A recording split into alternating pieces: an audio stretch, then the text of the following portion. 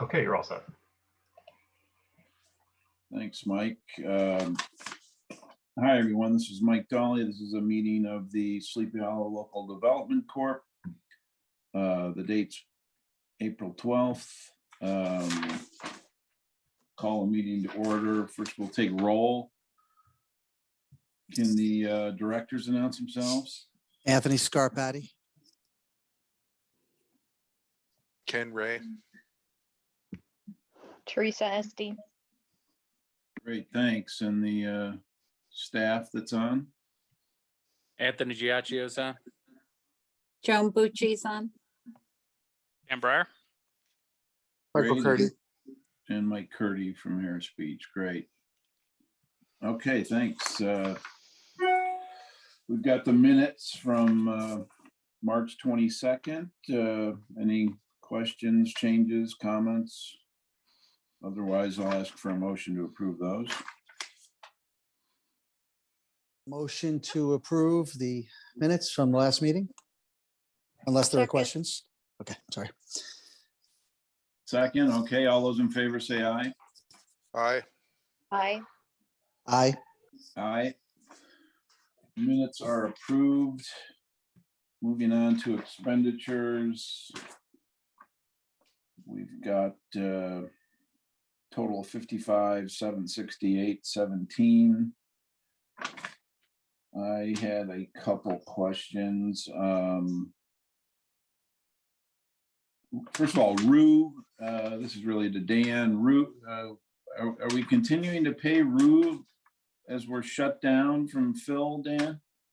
Yes, because they are still overseeing the stockpiling of the fill as it comes in, and they also are doing some work just vetting and analyzing some of the potential sources that to complete the fill import operations. Okay. And then the second question, Joan, was on these taxes. Have we always paid this tax? Yes, that's for 193 Beekman. Yeah, I had the same question. I thought that. So we why were- are there Yeah. two amounts? I see one that's listed as 193 Beekman and one just says Beekman on it. Because from what I understand, the map there, it's like kind of possibly laid out two parcels that comes in two separate. Yeah, look, I think we should look into this just so we know. I mean, there shouldn't be two unless there's actually two pieces of property. And if there are two pieces of property, we should know that. And we should get a survey or something. We've got a survey.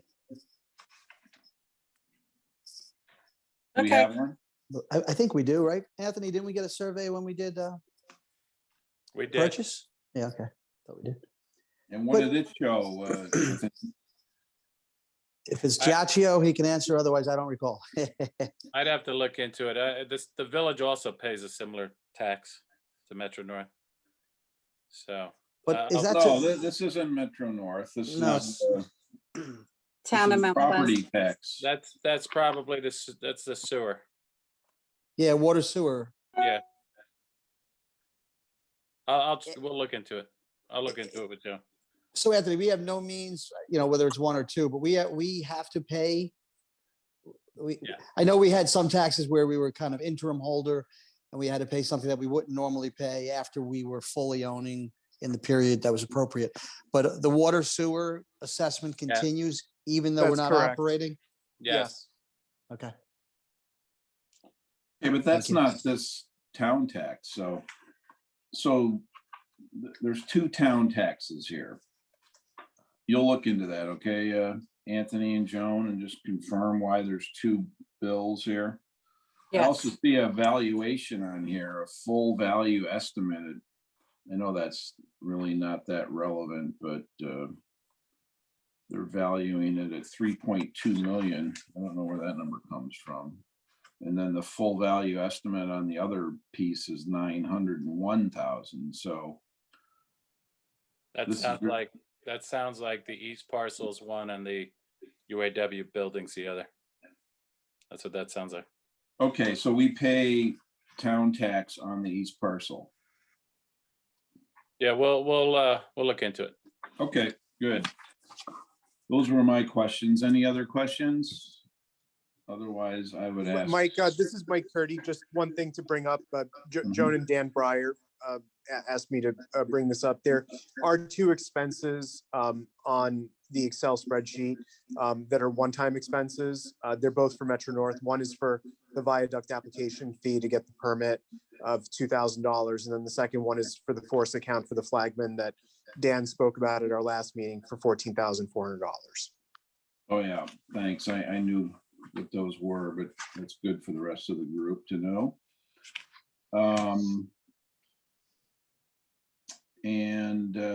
Let's see. One other question. Oh, and Joan, all of these urban amounts are now sorted. Is this now their breakdown? Yes, So they Yes. increased one and decreased another? exactly. Just reallocated it. I mean, we agreed to pay 10,000 for this bridge campaign. They reduced that and up to one of the general, The lobbying increased. They had to break it out. why is that? It's something to do with the way they have to, it has to be reported. State, I believe it's something to do with state law. So Ken, I guess that was similar to what they did originally where they started billing us and then they recognized they had to break out the lobby portion and move it separate, it seems to me. Yeah, and they, Mike, they sent a letter amendment to recognize that. Okay, Can you- I'm confused. We were told the bridge campaign was going to be 10,000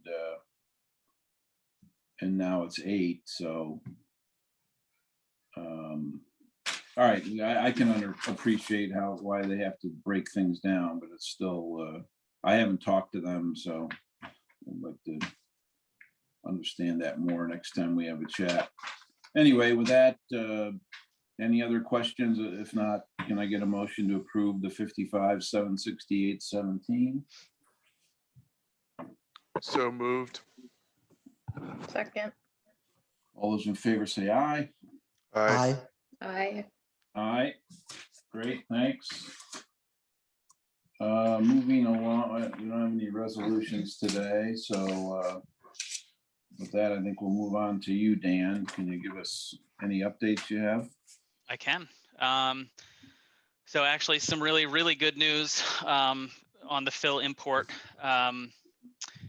We are very, very close to being able to lift the suspension on the main contracts that we can complete the phase 1B work.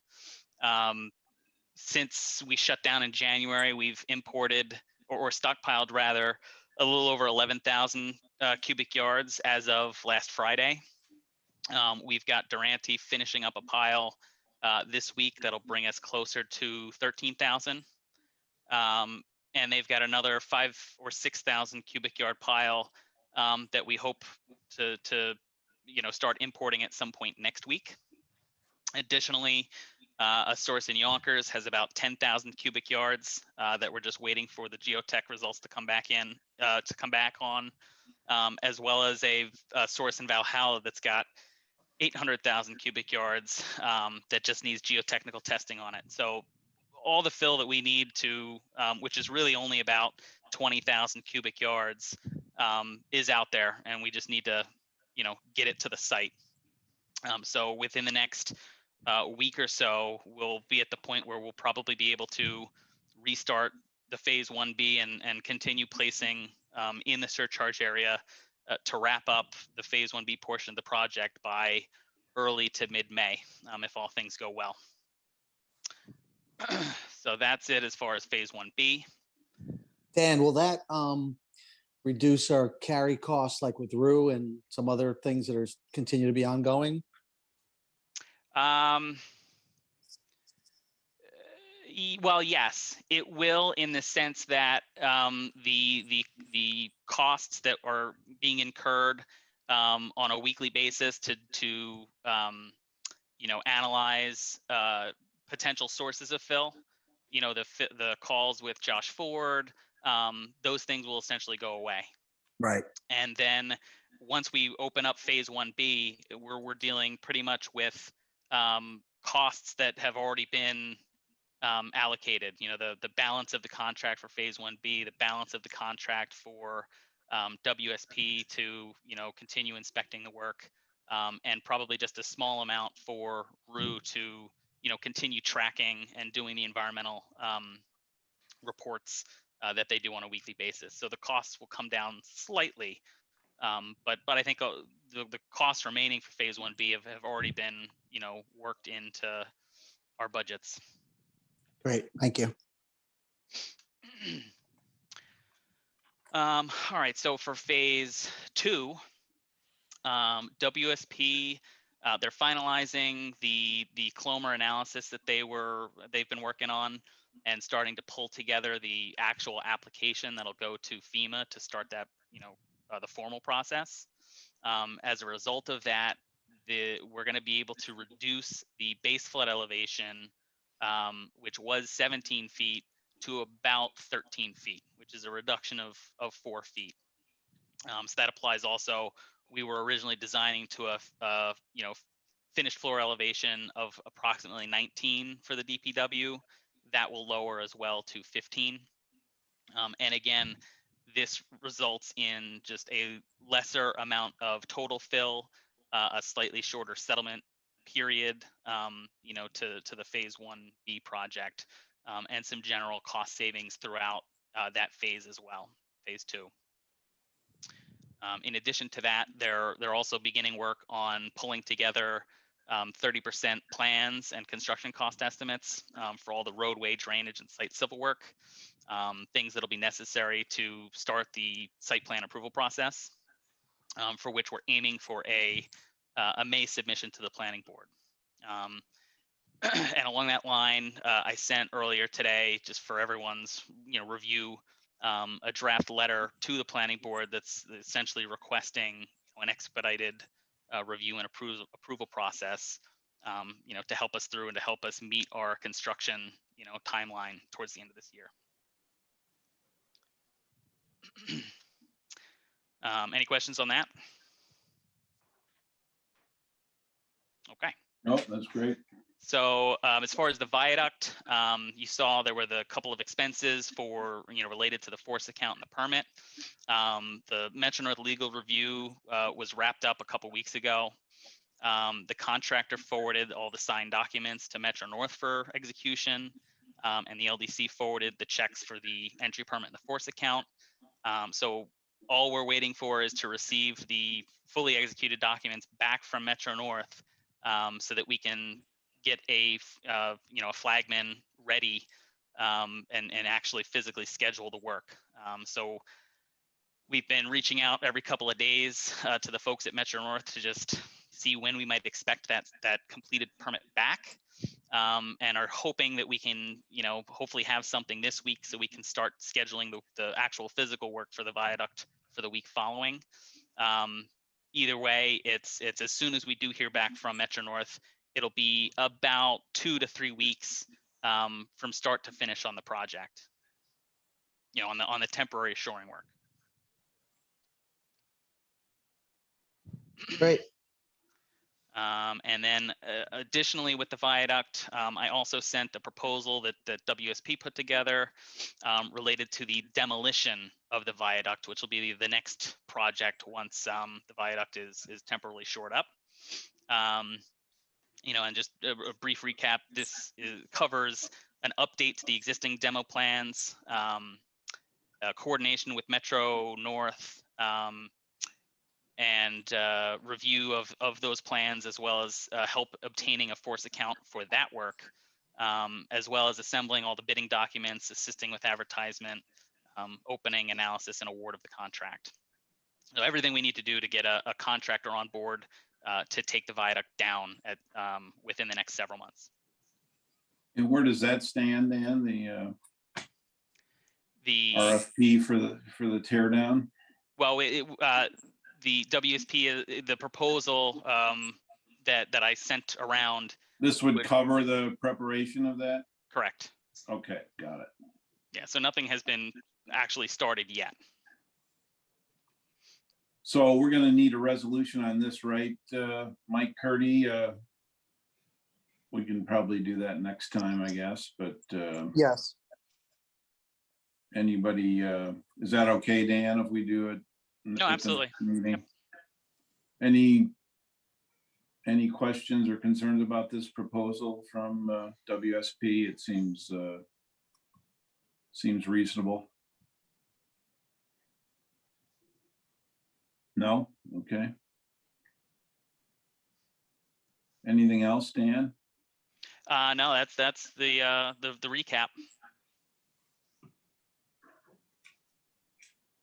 Okay, I just want to jump back to the expenditures again. Just another quick question. This is to Anthony, I guess.